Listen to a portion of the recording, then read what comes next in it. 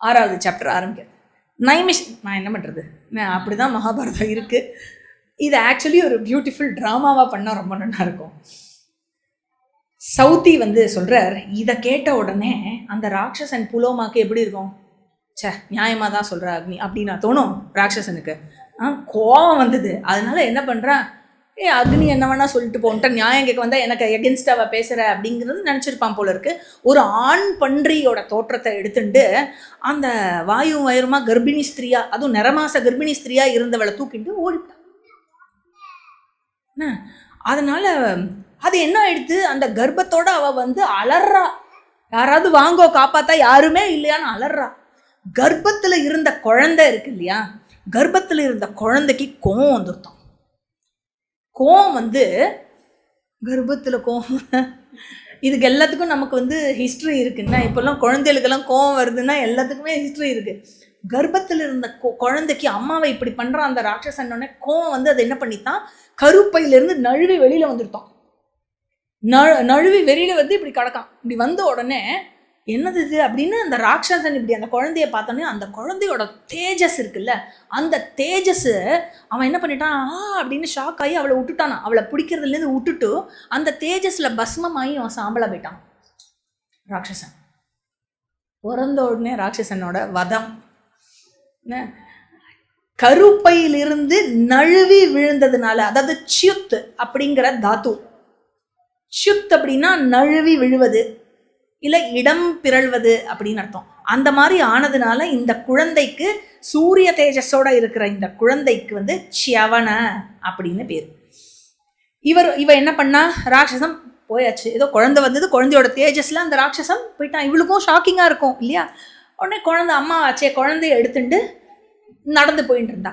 நடந்து போய் அழுதுண்டே நடந்து போயிட்டு இருந்தா. இப்படி ஒரு நிலைமை நமக்கு வந்துடுது அப்படின்னா அந்த பயம், அந்த இது இன்னும் போல. அழுதுண்டே போறச்சே பிரம்மாஜி அவள் அழறதை பார்த்துட்டு பிரம்மாஜி கன்சோல் பண்ணி, ஒன்றும் கவலைப்படாத, அற்புதமான குழந்தை வந்திருக்கு அப்படின்னு எல்லாம் கன்சோல் பண்ணிட்டு உடனே என்ன பண்ணுறார், அவள் கண்ணுலேருந்து வழிஞ்ச ஜலம், அந்த ஜலத்தை பத்னி ஸ்திரீ இல்லையா, அதை ஒரு நதியாக பண்ணுறாராம் பிரம்மாஜி. அந்த நதி இவளை பின்தொடர்ந்துட்டே போச்சான். அந்த நதிக்கு பேரு வதுசரா அப்படின்னு பேரு.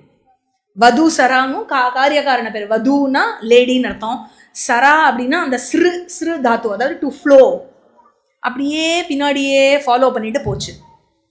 பிருகு என்ன பண்ணாராம், வைஃபும் குழந்தையும் பார்த்தாரு. பார்த்த உடனே இவருக்கு இப்படி அந்த ராட்சசன் உன்னை தூக்கிண்டு போற அளவுக்கு உன்னை காட்டி கொடுத்தது யாரு அப்படின்னு கேட்குறாரு பிருகு வைஃபை பார்த்து. உடனே இவன் என்ன சொல்லிட்டா, இந்த அக்னி தான் என்னை காட்டி கொடுத்தது அப்படின்ட்டான். உடனே பிருகுக்கு கார்கபத்தி அக்னி மேல கோவம் வந்துடுது.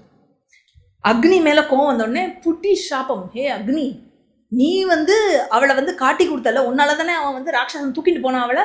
அதனால நீ எந்த மாதிரியான ஒரு இதுக்கு ஆளாவாய் அப்படின்னாக்க, சர்வபக்ஷோ பவிஷ்யதி, நீ எல்லாத்தையும் சாப்பிடுவ, எதை வேணா உங்ககிட்ட போடுவா, எல்லாத்தையும் நீ சாப்பிடுவ, அனைத்தையும் உண்பவனாவாய் அப்படின்னு ஒரு சாபம் கொடுத்துட்ட. இதோட 6வது அத்தியாயம் முடிஞ்சுது. 7வது அத்தியாயத்துல என்ன ஆகுது, இப்ப அக்னி கேட்கிறார், என்ன சபிச்சியே, என்ன நியாயம் இருக்கு என்ன சபிச்சதுல? என்ன ஒருத்தர் விசாரணைக்கு கூப்பிட்டார். ஏன் விசாரணைக்கு கூப்பிட்டார்னா, நான் சாட்சியா இருக்கேங்கிறதுக்காக என்ன விசாரணைக்கு கூப்பிட்டார். யார் ஒருத்தர் சாட்சியாக ஒருத்தரை கருதி விசாரணைக்கு கூப்பிடுறாரோ அங்க சாட்சியாக இருப்பவரை பொய் சொல்லலாமோ? சொல்லக்கூடாது, உண்மையை தான் சொல்லணும். ஆக நான் உண்மையை தான் சொன்னேன். அப்படி பொய் சொல்பவராக யாரேனும் இருந்தால், சாட்சியாக கூப்பிடும் பொழுது அந்த இடத்துல உண்மையை சொல்லாம பொய் சாட்சி சொன்னா அப்படின்னாக்க 7 தலைமுறை பிஃபோர் 7 தலைமுறை ஆஃப்டர் அத்தனை பேரும் நரகத்துக்கு போயிடுவா. ஆக நான் அப்படி பண்ணலை, நான் உண்மையைத்தான் பேசினேன். அண்டு அப்படியே எவனாவது ஒருவன் பொய் பேசுபவனாக இருந்தாலும் அவனுக்கு என்ன ஆகும்னாக்க, அந்த கான்ஃப்ளிக்ட் இருக்குல்ல, உண்மை ஒன்று தெரியும், பேசுறது பொய்ன்னு தனக்கு தெரியும். வெளியில இருக்கிறவாளுக்கு என்ன தெரியுமோ தெரியாதோ, பேசுறவாளுக்கு தெரியுமா தெரியாதா நம்ம பொய் பேசுறோன்னு? உண்மை எதுன்னு தெரியும், பொய் எதுன்னு தெரியும். அந்த கான்ஃப்ளிக்ட் இருக்கு இல்லையா, அந்த கான்ஃப்ளிக்ட்ல அந்த பர்சன் ரொம்ப ரொம்ப கஷ்டப்பட்டு கரை படிந்தவனாக இருப்பான் அந்த கான்ஃப்ளிக்ட்னாலேயே. ஆக நான் எந்த தப்பும் பண்ணாம இருக்கிறச்சே இப்படி ஒரு சாபத்தை நீங்க எனக்கு கொடுத்துருக்கீங்களே, உங்களுக்கு ஒரு விஷயம் தெரியுமா, நான் கூட உங்களை சபிக்கலாம்.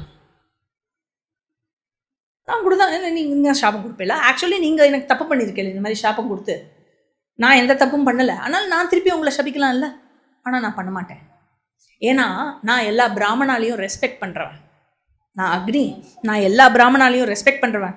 அதனால நான் எல்லா இடத்துலையும் இருக்கேன், எங்கெல்லாம் யாகம் செய்யப்படுகிறதோ அங்கே எல்லா இடத்துலையும் இருக்கேன். என் மீது தேவதாக்களுக்காக நெய்யானது இடப்படுகிறது, பித்ருக்கு வந்து ஸ்ரார்த்தம் பண்ணும்பொழுது அந்த இதுவும் இடப்படுறது. ஆக இது எல்லாத்தையும் நான் வந்து இவர்களினுடைய வாயாக நான் இருந்து நான் தான் டம்சோவாக இருக்கேன், இவளுக்கு நான் தான் போய் எல்லாருக்கும் டெலிவர் பண்ணிட்டு இருக்கேன். அப்படி அதாவது ஐ ஆம் சோ பியூர், அப்படி பியூரான விஷயம் தேவதாக்களுக்கும் பித்ருக்களுக்கும் இடப்படுற விஷயத்த வந்து என்கிட்ட இடுவா. அவ்வளோ பியூராக இருக்கிற எண்ணெய் வந்து நீ எல்லாத்தையும் சாப்பிடுவேன்னு ஒரு சாபம் கொடுக்குறியே, இது ஏதாவது நியாயம் இருக்கா அப்படின்னு சொல்லிட்டு அக்னி என்ன பண்ணிடுத்து, எல்லா இடத்துலேருந்தும் கிளம்பிடுத்து. அக்னியே இல்லாத உலகம் அப்படி ஆயிடுது, எல்லா இடத்துலேருந்தும் மறைஞ்சு போயிட்டார் அக்னி. அதனால என்ன ஆயிடுத்து அப்படின்னா, பாரதம் இங்கே சொல்றது, சௌதி சொல்றார், ஓம் வஷட் ஸ்வாஹா ஸ்வதா, இந்த நாளும் இல்லாத ஒரு உலகமாக ஆகிவிட்டது. அதாவது ஓம்னா என்னன்னா, ஓம் அப்படிங்கிறது ஆகுதியை இடுவதற்கு முன்னாடி சொல்ற உச்சரிப்பு. அதுக்கப்புறம் வஷட்டு ஸ்வாஹா, இது ரெண்டுமே தேவதாக்களுக்கு ஆகுதி அக்னியில கொடுக்கும்போது இதை சொல்லிட்டு தான் கொடுப்பா. வஷட்டு இல்லை ஸ்வாஹா சொல்லிட்டு தான் கொடுப்பா. ரெண்டுத்துக்கும் என்ன வேறுபாடு அப்படின்னா, வஷட் அப்படிங்கிறது பெரிய பெரிய யாகங்கள் போது சொல்லப்படுற உச்சரிப்பு, ஸ்வாஹா அப்படிங்கிறது ஹோமங்கள்ல சொல்லப்படுற உச்சரிப்பு. யாகம் அப்படின்னு சொன்னாக்க அது பிக்கர் ஸ்கேல், பர்பஸ் டிஃப்ரெண்ட்டு. எல்லா ப்ரீஸ்ட், 4 வேதத்தோட ப்ரீஸ்ட்டும் இருப்பா, பெரிய பெரிய சாக்ரிஃபைசஸ் இருக்கும், நிறைய தான தர்மங்கள் நடக்கும், நிறைய விஷயம் அதில் நடக்கும். இங்கே வந்து சின்ன சின்ன ஒரு ஸ்மால் ஸ்கேலில் பண்ணுற விஷயம் வெறும் ஆகுதி மட்டும் இருக்கும். யாகம்னு சொன்னால் அது வழிபாடாக இருக்கும். இது வந்து ஹோமத்து வந்து அது வந்து ஆகுதி கொடுக்கறது. ஆக ஹோமா அப்படிங்கிறது ஒரு யாகத்தினுடைய அங்கமாகவும் இருக்கும், தனியாகவும் இருக்க முடியும்.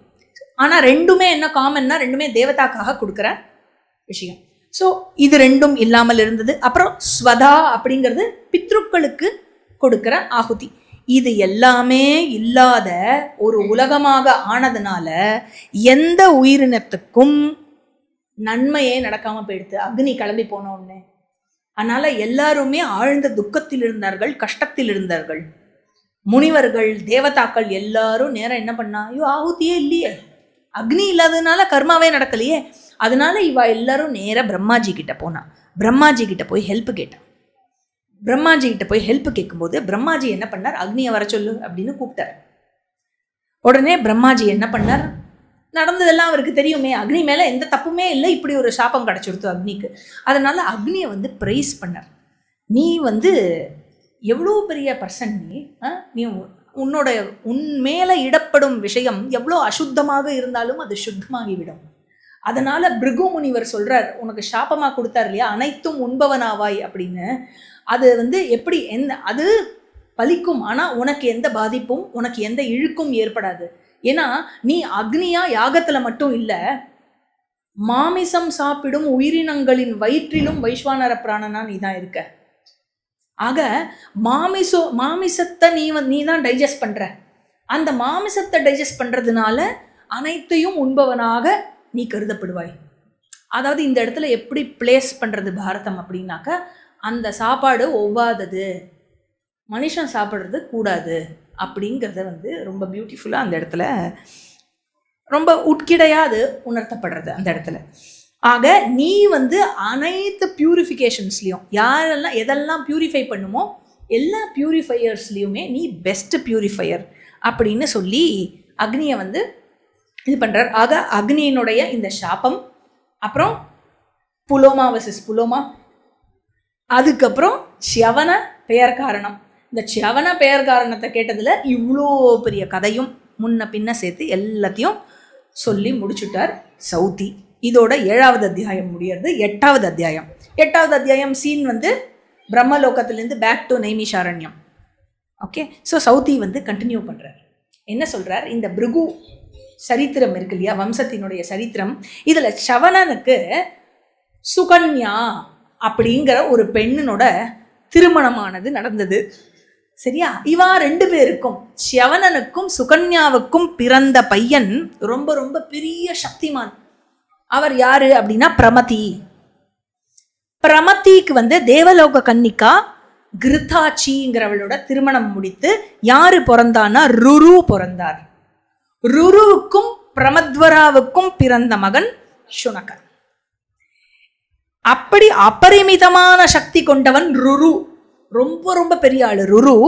அவரோட கதையை நான் சொல்றேன், நீ கேளுங்கோ அப்படின்னு சொல்லிட்டு சொல்றார். முன்பொரு காலத்துல ஸ்தூலகேஷர் அப்படின்னு ஒரு முனிவர் இருந்தார். அந்த ஸ்தூலகேஷா அப்படிங்கிற முனிவர் அவர் பிரம்மச்சாரியா இருந்தார். அதே டைம்ல கந்தர்வராஜா விஸ்வாவசுக்கும், விஸ்வாவசு பேருங்க கேள்விப்பட்டிருக்கோமோ, இந்த வருஷத்தோட பேரு. ஸோ கந்தர்வராஜனான விஸ்வாவசுக்கும் மேனகாவுக்கும் ஒரு அஃபேர் போயிட்டு இருந்தது. சரியா? அந்த அஃபேர்ல ஒரு குழந்தை பிறந்தது. சரியா? அந்த குழந்தை பிறந்த உடனே மேனகா என்ன பண்றா, அதை நதியோரமா விட்டுட்டு கிளம்பி போயிடுறா. கிளம்பி போன உடனே அந்த இடத்துல என்னாச்சு, இவர் ஸ்தூலகேஷர் அந்த சைடா, அவர் பிரம்மச்சாரி, அவர் அந்த சைடை வரச்சே குழந்தையோட சத்தம் கேட்கறது, குழந்தைய பார்த்துட்டார். ஆள் நடமாட்டமே இல்லாத ஒரு காடு, அந்த இடத்துல நதியோரத்துல குழந்தை கிடக்கு. உடனே சுத்தி முத்தி பார்த்துட்டு அதுக்கப்புறம் மனசு கேட்கல, குழந்தைய தூக்கிட்டு அப்பா ஸ்தானத்திலிருந்து எல்லா சம்ஸ்காரமும் அந்த குழந்தைக்கு பண்ணி வைக்கிறார். அவளுக்கு பேரு பிரமத்வரான்னு பேர். என்ன ஜொலி ஜொலிப்பு அந்த குழந்தையோட, மேனகாவோட பொண்ணு இல்லையா, அத்தனை அழகா இருக்கா. கந்தர்வராஜனுக்கும் மேனகாக்கும் பிறந்த குழந்தை அத்தனை அழகுன்னு அத்தனை அழகா இருக்கு. அதனால பிரமத்வரா அப்படிங்கிற பேர் வைக்கிறார். அதாவது பிரமத் அப்படின்னாக்கா பெண்ணை குறிக்கிறது. அவர்களில் வரா அப்படின்னா என்ன சொல்றது, worthy of being chosen, best அப்படின்னு அர்த்தம். பெண்கள்லயே பெஸ்ட் அப்படின்னு அர்த்தம் பிரமத்வரா அப்படின்னா.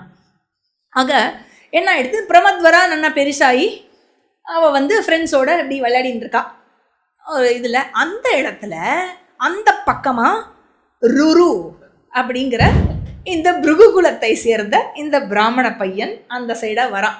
வந்த உடனே என்ன ஆகுறது, நம் தன நம் தன நம் தன நம் தன அப்படி பேக்ரவுண்டில். சரியா?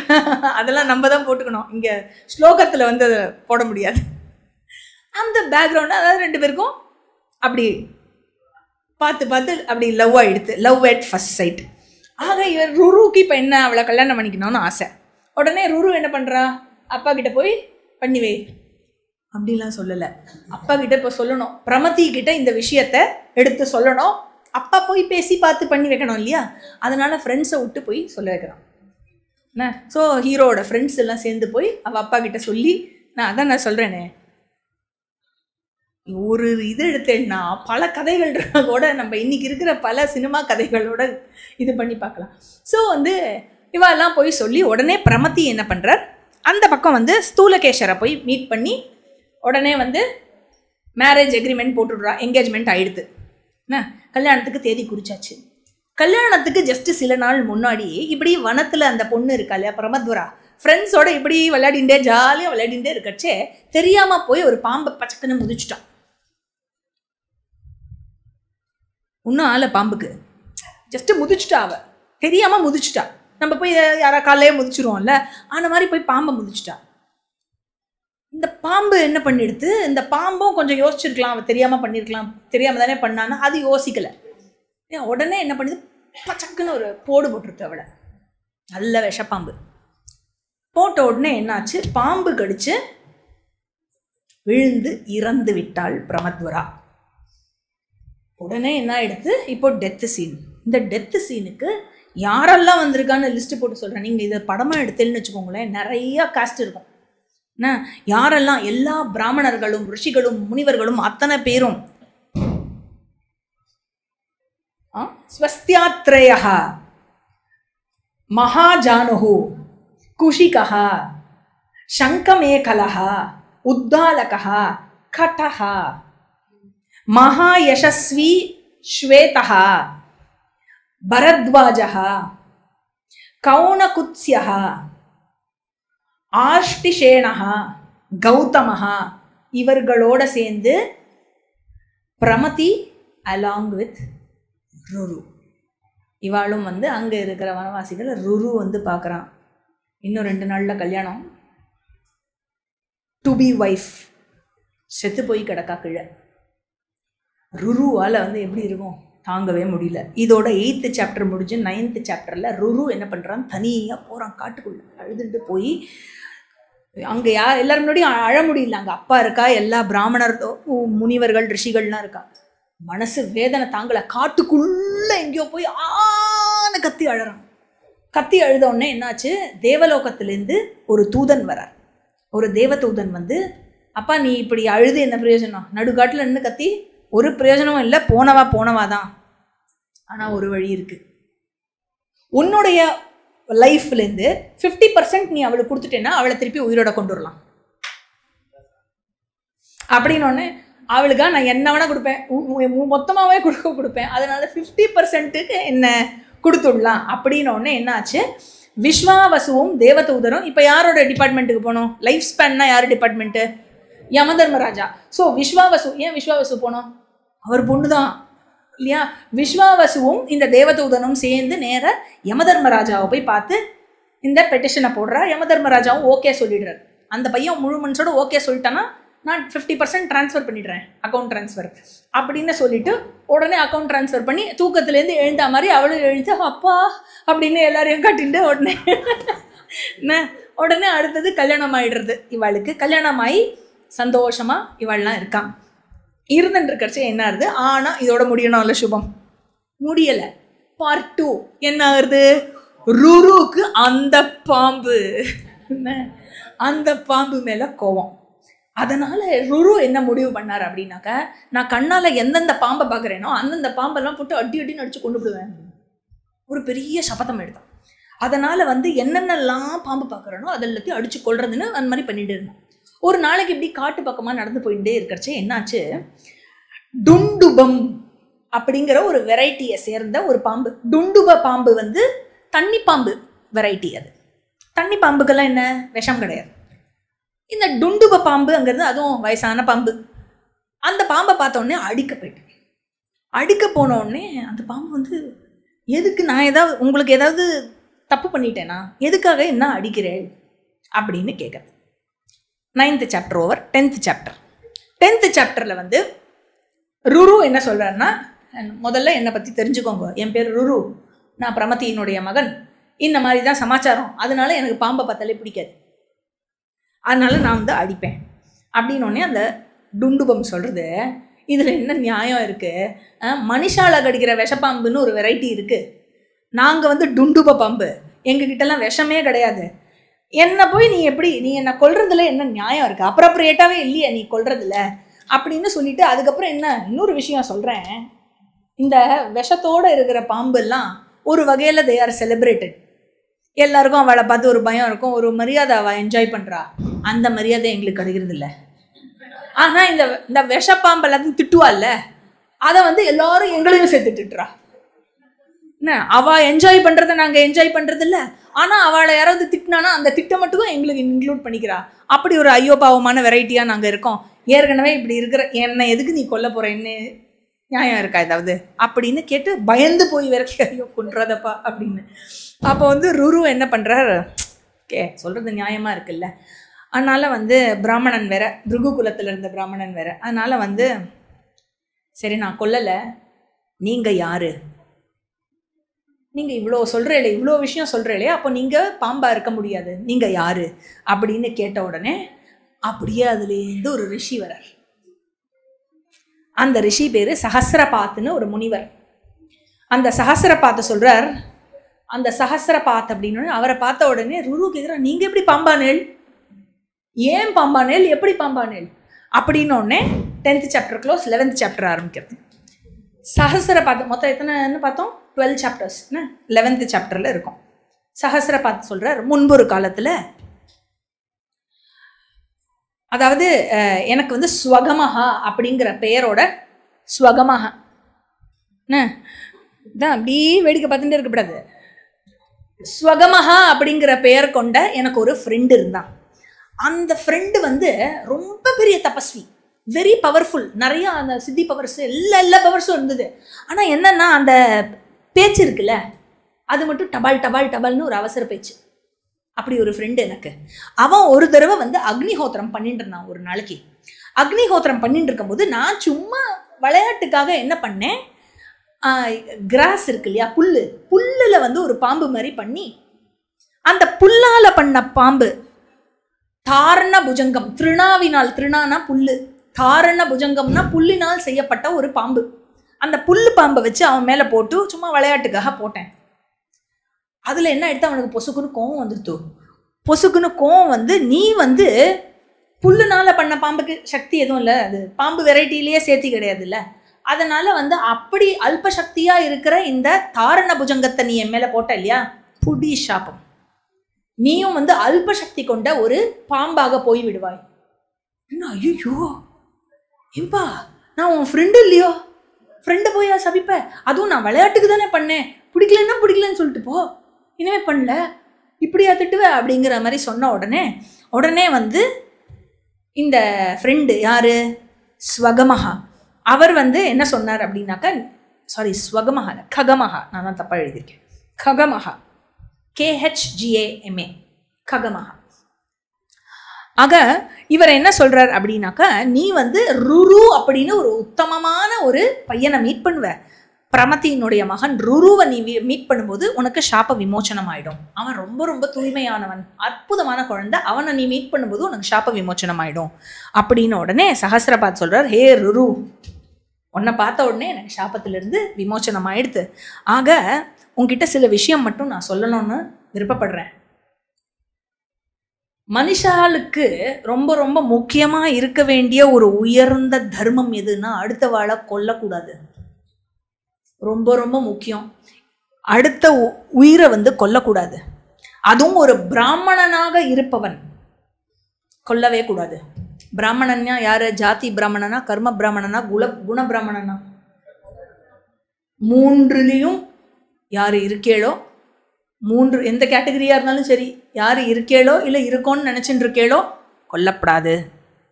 அண்ட் சாஃப்டா இருக்கணும் மற்ற உயிர்கள் கிட்ட.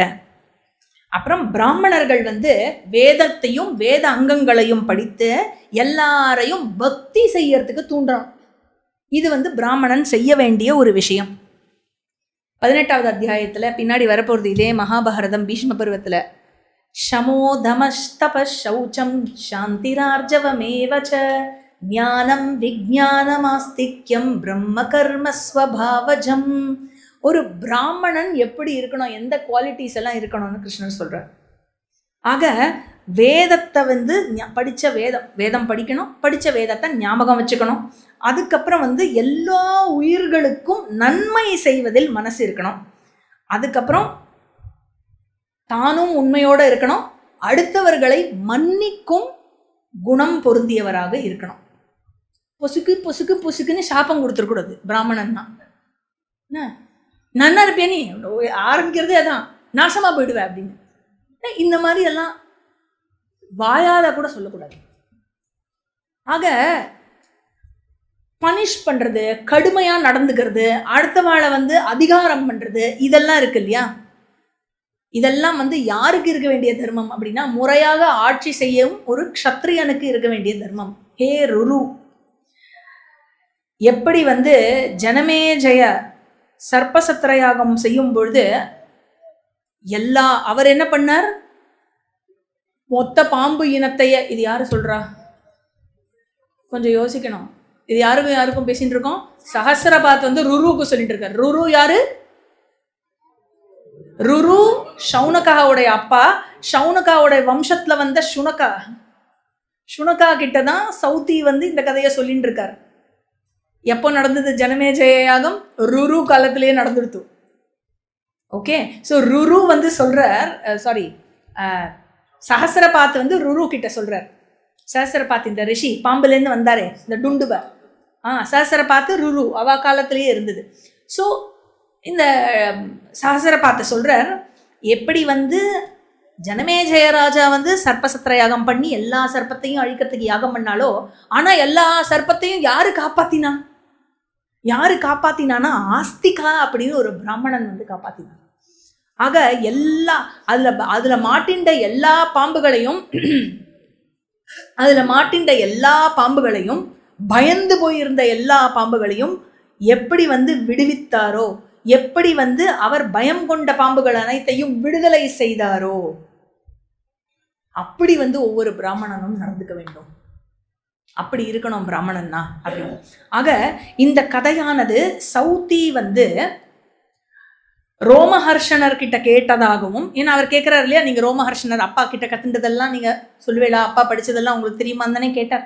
ஸோ ரோமஹர்ஷனர் அந்த காலத்துல நைமிஷரண்யத்துல சொன்ன கதை இது, சரியா? அதுல இருந்து உக்ரஸ்ரவஸ்ங்கிற சௌத்தி வந்து இதை கத்துன்னு இருக்கார். அண்ட் இந்த கதையானது எந்த கதை? சர்ப்பசத்திர யாகத்துல ஆஸ்திகர் வந்த கதை வியாசரும் வைஷம்பாயனரும் சொல்லல. ஏன்னா அந்த எபிசோடுக்கு அப்புறம் தான் வியாசரும் வைஷம்பாயனரும் வந்து மகாபாரதம் அங்க அரங்கேறித்து. புரியுறதா? டைம்லைன் புரியணும், ஓகேவா? ஸோ வியாசர் அண்ட் வைஷம்பாயனர் இந்த கதையை வந்து ஜனமே ஜெயராஜா கிட்ட சொல்லல. ஓகே, எதுக்கு சொல்லணும்? சர்ப்பசத்திர நீ பண்ணியே ராஜா, இப்போதானே பண்ண, நேத்திக்கு பண்ண, அதெல்லாம் சொல்ல வேண்டாம் இல்லையா? ஸோ இது இன்னொரு விஷயம். சௌத்தி வந்து என்ன சொல்லப்படுறதுன்னா, அவர் வந்து ரொம்ப நீண்ட ஆயுசு கொண்டவர். அதனால அவர் வந்து அந்த காலத்திலிருந்து இருந்து சுனகாவினுடைய வம்சாவளியான சௌனக ரிஷிகளுக்கு இந்த விஷயத்தை இங்கே சொல்லிட்டு இருக்கார். இதை வந்து ஜஸ்ட் ஒரு ஃபுட் நோட்ஸாக இதை நோட் பண்ணி வச்சுக்கணும். கடைசி அத்தியாயம், இந்த பௌலோம பர்வத்தினுடைய கடைசி அத்தியாயம் 12வது அத்தியாயம் என்ன ஆயிடுறது? ருரு வந்து சஹஸ்ரபாத் கிட்ட சொல்றார். ருரு என்ன சொல்றார்? ஜனமே ஜெயராஜா சர்ப்பசத்திர யாகம் பண்ணார், அங்க ஆஸ்திகர் வந்து எல்லா பாம்பையும் காப்பாத்தினாரா? எனக்கு கொஞ்சம் ஜனமே ஜெயராஜா எதனால எல்லா பாம்புகளையும் அழிக்கணும்னு நினைச்சார், அதை எனக்கு கொஞ்சம் சொல்றேளா, அந்த ஃபுல் ஸ்டோரியை சொல்றேரா அப்படின்னு ருரு வந்து சஹஸ்ரபாத் கிட்ட கேட்கிறார். அண்ட் ஆஸ்திகர் எதுக்கு வந்தார் பாம்பை காப்பாத்துறதுக்கு? அவருக்கும் ஜனமே ஜெயராஜா பண்ற இந்த இதுக்கும் என்ன கனெக்ஷன்? எதுக்கு இவர் வந்து பாம்பை காப்பாற்றணும் அப்படின்னு கேட்கிறார். அப்புறம் எப்படி காப்பாத்தினார், ஏன் காப்பாற்றணும், எப்படி காப்பாத்தினார், மொத்த ஸ்டோரியும் எனக்கு சொல்லுங்களே. உடனே சஹஸ்ரபாத் சொல்றார், அப்பா இது ரொம்ப ரொம்ப important part of the history, அதனால இது நான் சொல்லி நீ தெரிஞ்சுக்கிறத விட நீ யாரா இந்த விஷயத்த சொல்ற இந்த பௌராணிக பிராமணர்கள் இருக்கா இல்லையா, அவா கிட்ட போய் நீ இதை தெரிஞ்சுக்கோ அப்படின்னு சொல்லிட்டு டபக்குன்னு மறைஞ்சு போயிட்டார் சஹஸ்ரபாத்.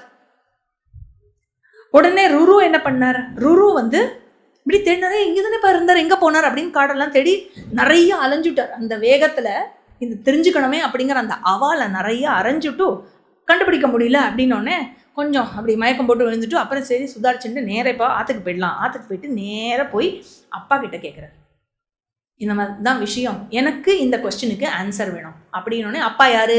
பிரமதி. பிரமதி வந்து ருருவுக்கு இந்த மொத்த கதையும் சொல்றார். எப்படி வந்து ஜனமே ஜெயராஜா வந்து சர்ப்பசத்திர யாகம் எதனால பண்ணார், எப்படி ஆஸ்திகர் வந்து இது பண்ணார் அப்படிங்கிறத வந்து சொல்றார். ஸோ இந்த பௌலோம பருவம் 4வது அத்தியாயத்திலேருந்து 12வது அத்தியாயம் வரைக்கும் இருக்கு. இதில் 172 ஸ்லோகாஸ் இருக்கு. இதில் ஃபர்ஸ்ட் அத்தியாயம் 4வது அத்தியாயத்தில் சௌனகா வந்து பிருகு வம்சத்தினுடைய வரலாறை சொல்லுமாறு கேட்கிறார். அதுக்கப்புறம் 5வதுலேருந்து 7வது அத்தியாயம்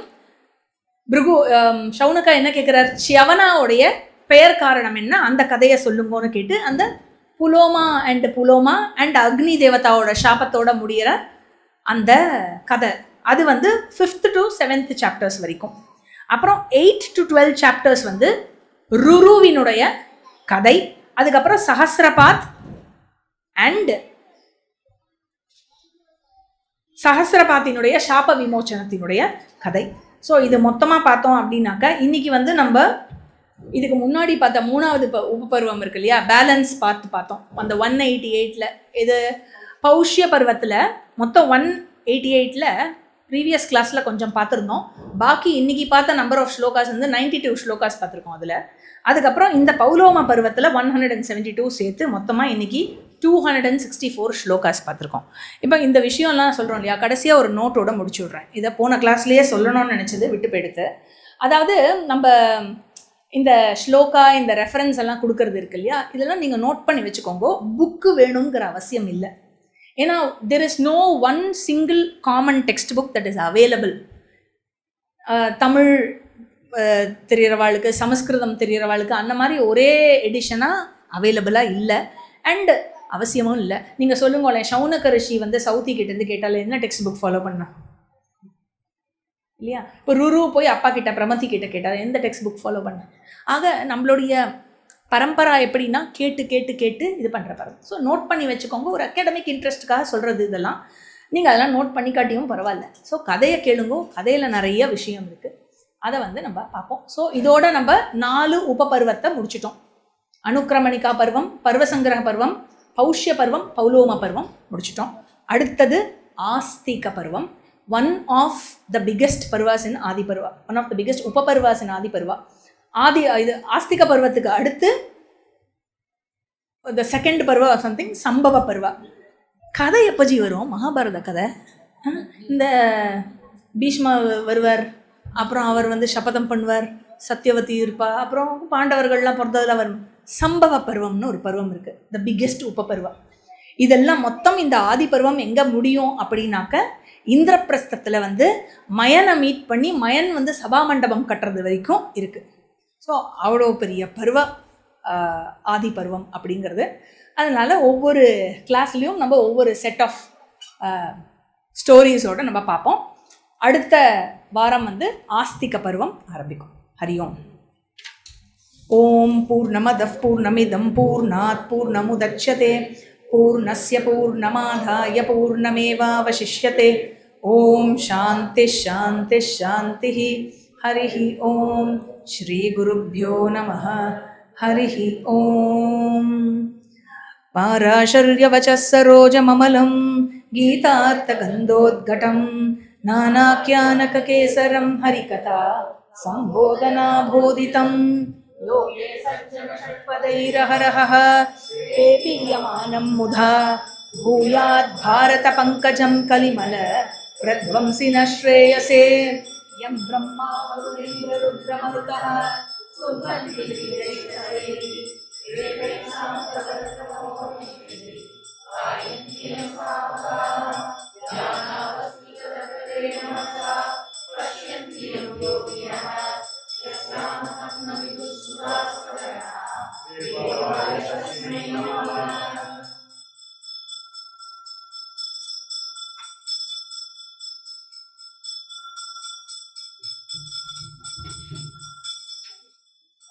Parvati Pataye